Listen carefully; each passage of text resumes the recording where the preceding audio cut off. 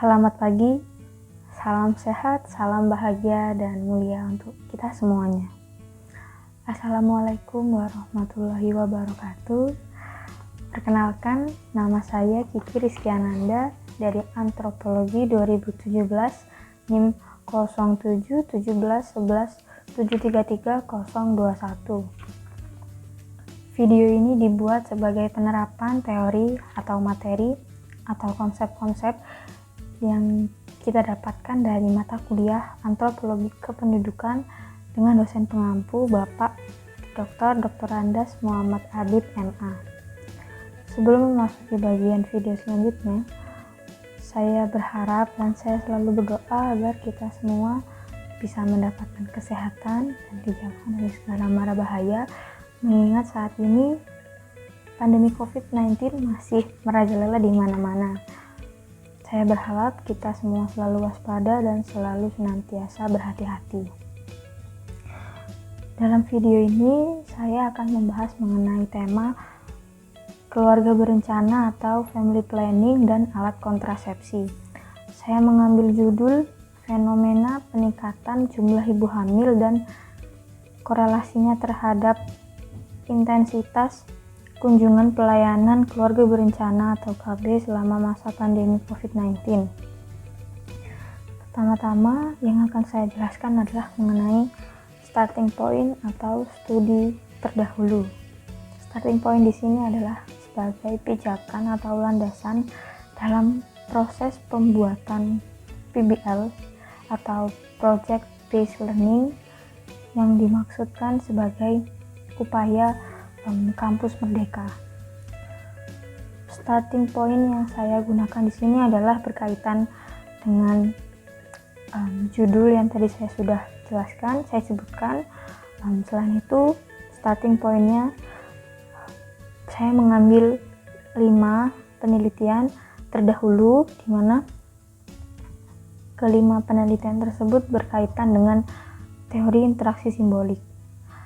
Dari kelima studi terdahulu, saya sudah merangkumnya ke dalam satu tabel yang dapat kita lihat dan kita amati di samping sebagai berikut.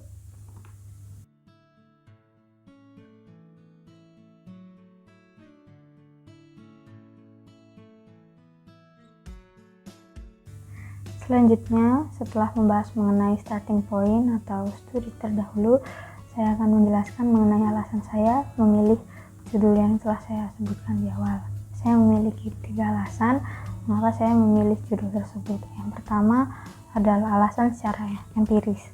Saya memilih judul tersebut karena setelah kita ketahui dengan adanya pandemi ini dan juga sudah diberitakan di berbagai media, baik di media cetak maupun di media elektronik, bahwa selama pandemi itu terjadi peningkatan jumlah ibu hamil, dan hal ini juga dibenarkan oleh BKKBN.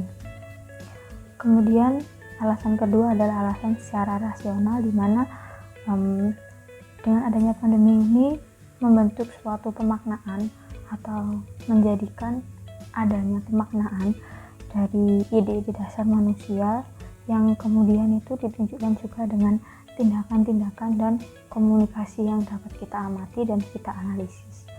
Lalu ketiga itu adalah alasan secara aktual, di mana dengan adanya saya melihat dengan adanya pandemi ini terjadi ada hubungan atau keterkaitan atau ada korelasi antara 2 variabel, yakni variabel peningkatan jumlah ibu hamil dan variabel intensitas pelayanan kunjungan untuk melakukan KB selama pandemi ini.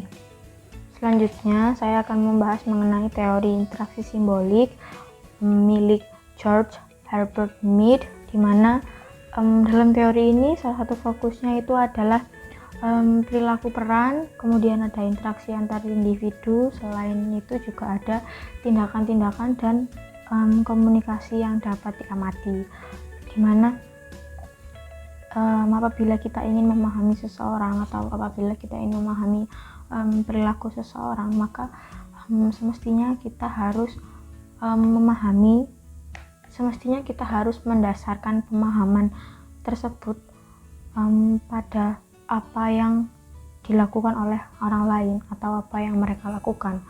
Kemudian dalam teori ini tuh mengasumsikan bahwa individu melalui aksi interaksi yang dilakukannya secara komunikatif dengan memanfaatkan simbol-simbol bahasa serta isyarat yang mana nantinya itu akan digunakan sebagai pengonstruksi dalam masyarakat. Konsep-konsep yang ada dalam teori interaksi simbolik milik Mead ini terdapat 3 konsep, yakni yang pertama adalah self atau diri, di mana diri ini merupakan objek sekaligus subjek, namun diri akan menjadi sebuah objek dulu sebelum dia menjadi subjek. Hal ini karena ada proses internalisasi dan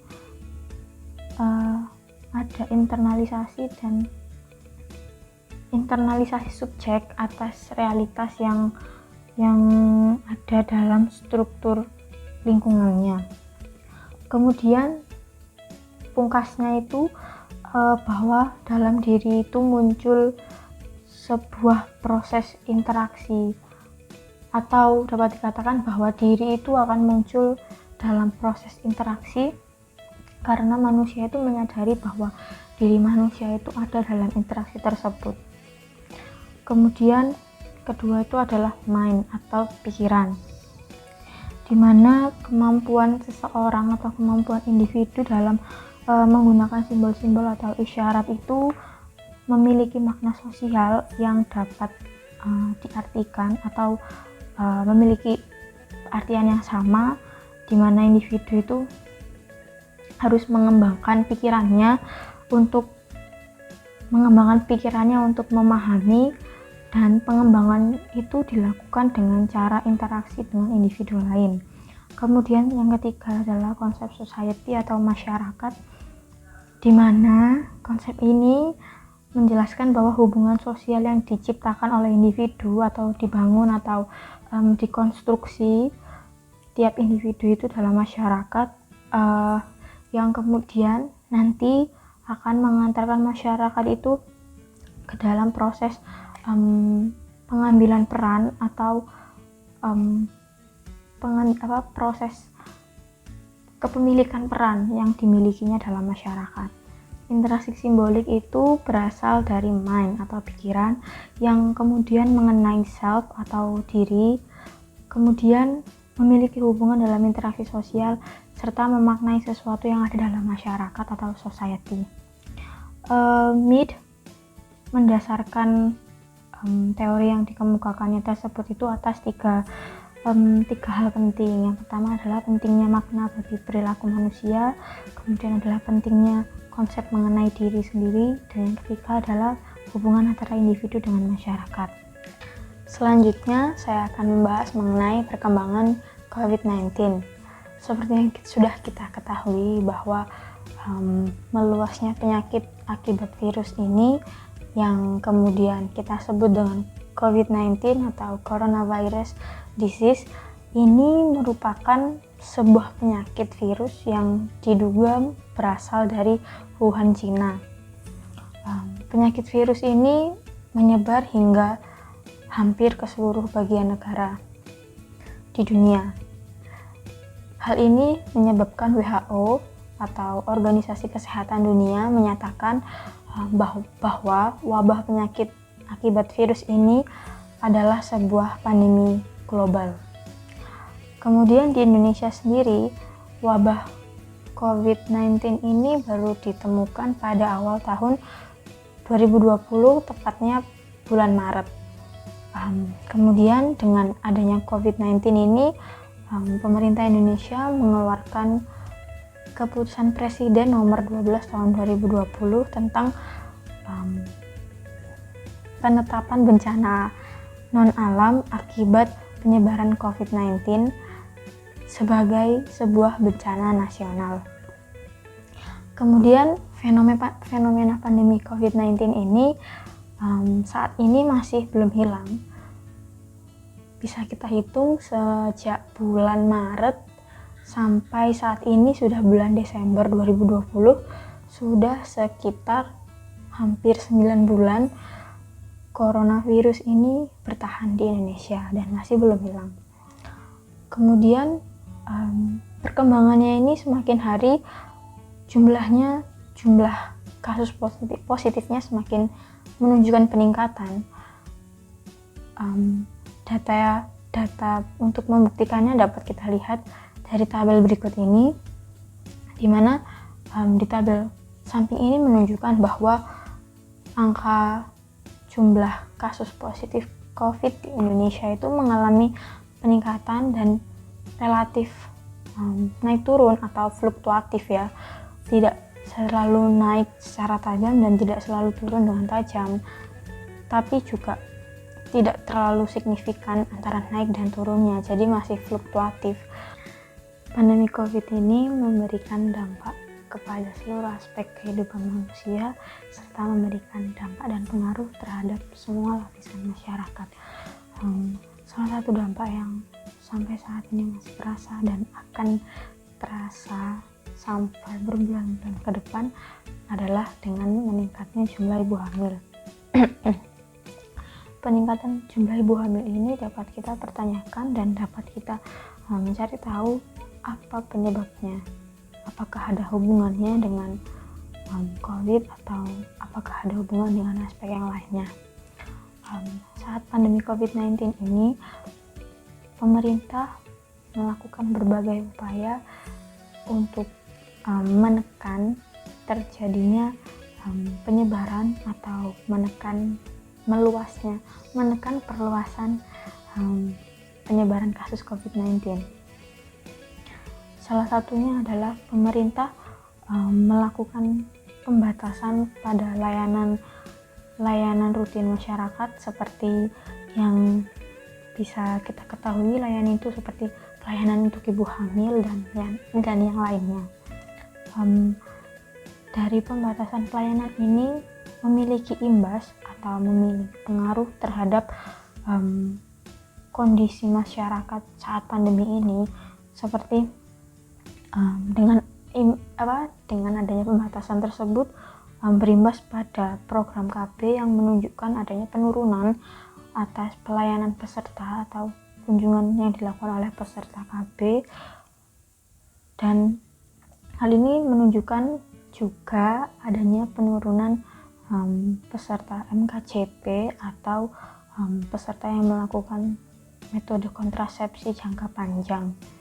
Hal ini disebabkan karena adanya pembatasan yang dilakukan oleh pemerintah sebagai upaya untuk menekan terjadinya penyebaran virus corona di Indonesia, serta adanya pembatasan akses pelayanan terhadap masyarakat ini juga diakibatkan oleh adanya perubahan metode kontrasepsi dan juga akibat adanya penurunan aktivitas yang dilakukan oleh kelompok PKB atau kelompok petugas keluarga berencana, petugas penyuluhan keluarga berencana. Pembatasan pelayanan kesehatan menyebabkan terjadinya kecemasan pada ibu hamil. Hal ini disebabkan karena ibu hamil biasanya melakukan kontrol atau pemeriksaan terhadap kandungannya. Namun, semenjak pandemi hal itu dibatasi dan menyebabkan kecemasan dan kekhawatiran. Kemudian pelayanan kesehatan seperti pelayanan KB bagi pasangan usia subur saat pandemi ini mengalami penurunan. Terhitung sejak bulan Maret 2020 terjadi penurunan yang cukup signifikan peserta KB yang melakukan kunjungan. Seperti pada bulan Februari tahun 2020 kemarin, peserta KB yang berkunjung itu sebanyak 36.155 orang, sedangkan pada bulan Maret peserta KB yang datang itu sebanyak 23.383 orang. Dari 2 bulan ini saja, pada bulan Maret itu terjadi penurunan sebanyak 12.772 orang. atau dapat dihitung sekitar 1/4% dari jumlah sebelumnya, atau 1/4% dari yang datang pada bulan Februari 2020. Kemudian pandemi yang masih berlangsung ini masih memberikan dampak atau menyebabkan terganggunya program KB, karena dengan menurunnya jumlah kunjungan pelayanan KB itu, alhasil pendistribusian alat kontrasepsi pun juga akan mengalami penurunan, dan hal inilah yang nantinya akan berdampak pada terganggunya program KB. Kemudian hal ini pula yang akan menyebabkan pelayanan KB selama pandemi COVID-19 itu mengalami keterbatasan pelayanan. Ya, seperti yang kita tahu, saling ada keterkaitan. Jika pasangan usia subur menurun jumlahnya untuk melakukan pelayanan KB, maka alat kontrasepsi pun pendistribusiannya akan cenderung terhambat atau terlambat, dan nanti secara keseluruhan program KB akan mengalami gangguan atau ketidakseimbangan gitu. Lalu seperti yang kita ketahui bahwa pasangan usia subur itu sangat memerlukan alat kontrasepsi. Namun dengan keadaan pandemi yang seperti ini menyebabkan pasangan usia subur itu memilih untuk menunda kunjungan pelayanan KB mereka, karena mereka memiliki kekhawatiran dan ketakutan yang tinggi untuk mengalami tertular atau takut untuk tertular virus corona ini, dan mereka memilih untuk tidak melakukan pelayanan. Selanjutnya saya akan membahas mengenai analisis teori mengenai teori interaksi simbolik dengan fenomena yang saya bahas. Seperti yang kita ketahui dan kita rasakan bahwa sampai saat ini pandemi COVID itu masih belum berakhir, masih belum hilang. Hal ini memberikan dampak yang sangat berpengaruh terhadap semua lapisan masyarakat, khususnya itu adalah bagi kelompok rentan, di mana termasuk di dalamnya itu adalah ibu hamil. Dalam konsep MIND, mengikuti kegiatan pelayanan keluarga berencana itu mampu memberikan resiko yang tinggi untuk bisa tertular COVID-19, sehingga dalam konsep self muncul pemaknaan bahwa pasangan usia subur yang melakukan KB atau akseptor KB ini memilih untuk tidak mengikut sertakan dalam kegiatan kunjungan pelayanan KB, di mana hal ini itu sangat disayangkan bahwa seperti yang kita tahu, para pasangan usia subur atau akseptor KB yang lainnya ini juga sangat memerlukan alat kontrasepsi dengan tujuan untuk menekan kelahiran dan menekan ibu hamil tentunya. Dengan adanya penurunan kunjungan pelayanan ini berdampak pada melonjaknya atau meningkatnya ibu hamil akibat ketidaksertaan menggunakan alat kontrasepsi. Di Jawa Timur sendiri terdapat peningkatan jumlah ibu hamil dari rentang waktu bulan Februari sampai bulan Maret 2020. Terdapat peningkatan sebanyak 0,09%.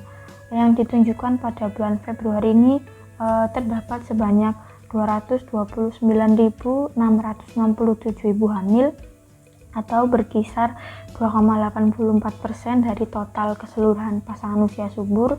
Sedangkan pada bulan Maret terjadi peningkatan hingga totalnya itu mencapai 232.287 ibu hamil atau sekitar 2,93% dari total pasangan usia subur.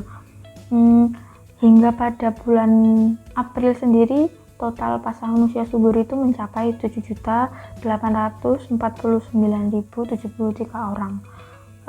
Dari rentang Februari sampai Maret ini terjadi peningkatan ibu hamil sebanyak 2.620 orang.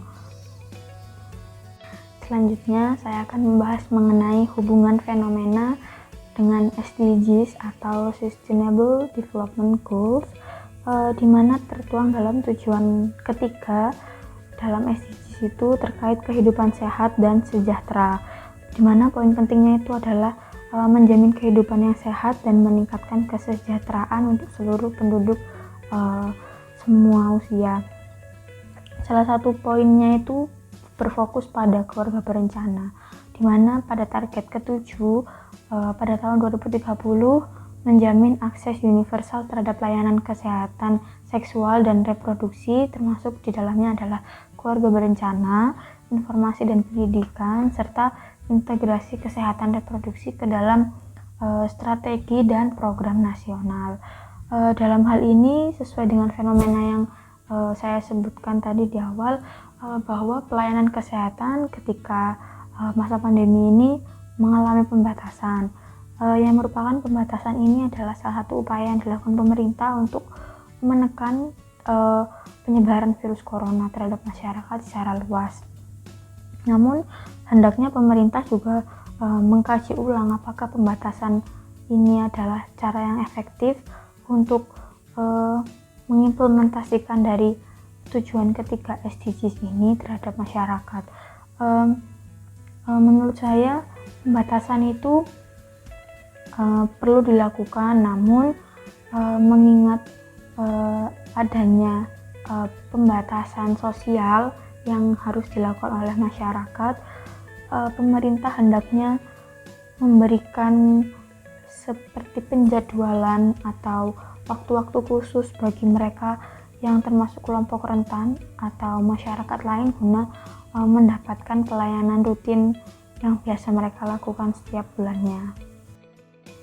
Selanjutnya adalah kesimpulan, di mana dengan jumlah kasus positif corona di Indonesia yang semakin hari semakin meningkat, dan terhitung sampai tanggal 11 Desember 2020 jumlah kasus positif corona di Indonesia itu mencapai 611.631 kasus. Hal ini yang menjadikan pemerintah Indonesia untuk tetap melakukan berbagai upaya seperti yang disebutkan di berbagai media, yakni melakukan 3M, mencuci tangan, menggunakan masker, dan selalu menjaga jarak itu selalu dilaksanakan dan harus selalu dilakukan oleh semua masyarakat. Kemudian dengan peningkatan angka corona yang cukup signifikan tiap harinya, beriringan juga dengan adanya peningkatan jumlah ibu hamil, di mana ini seperti yang saya sebutkan sebelumnya terjadi di Jawa Timur yang mengalami peningkatan dalam 1 bulan itu sebanyak 0,09%. Itu terjadi di awal masa corona. Lalu kemudian juga ada korelasinya dengan menurunnya pelayanan kunjungan keluarga berencana atau KB, di mana seperti yang sudah disebutkan dalam tabel sebelumnya bahwa terdapat penurunan baik itu pelayanan PKR, BKL maupun yang lainnya yang dilakukan dalam keluarga berencana. Kemudian menurunnya pelayanan keluarga berencana ini mampu memberikan pengaruh yakni lonjakan ibu hamil, karena seperti yang kita tahu bahwa akseptor KB itu mampu memilih jenis alat kontrasepsi apa yang mereka gunakan.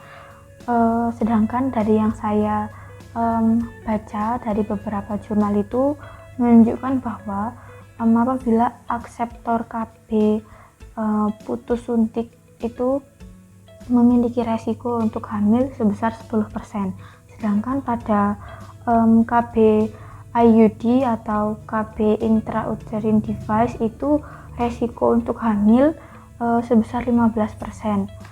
Sedangkan untuk akseptor KB yang menggunakan pil KB itu resiko hamilnya sebesar 20%. Jadi ketika penurunan kunjungan untuk pelayanan KB ini cukup signifikan, Hal ini nanti jika ditotal atau dihitung kira-kira terdapat sebanyak 370.000 sampai 500.000 kehamilan yang akan didapatkan sampai 9 bulan ke depan. Dan hal ini yang perlu kita kurangi, perlu kita tekan sangat erat, karena bagaimanapun juga kesehatan itu tetap yang paling nomor satu. Selama masa corona ini jangan lupa untuk tetap memperhatikan kesehatan, tetap mawas diri, dan sebisa mungkin tetap rutin melakukan kunjungan kesehatan, pelayanan kesehatan seperti pelayanan untuk AB tadi. Namun tetap harus bisa menjaga diri seperti yang dianjurkan oleh pemerintah sesuai dengan protokol kesehatannya. Sekian dari saya. Apabila ada kekurangan atau kesalahan, saya mohon maaf yang sebesar-besarnya. Kurang lebihnya, wassalamualaikum warahmatullahi wabarakatuh.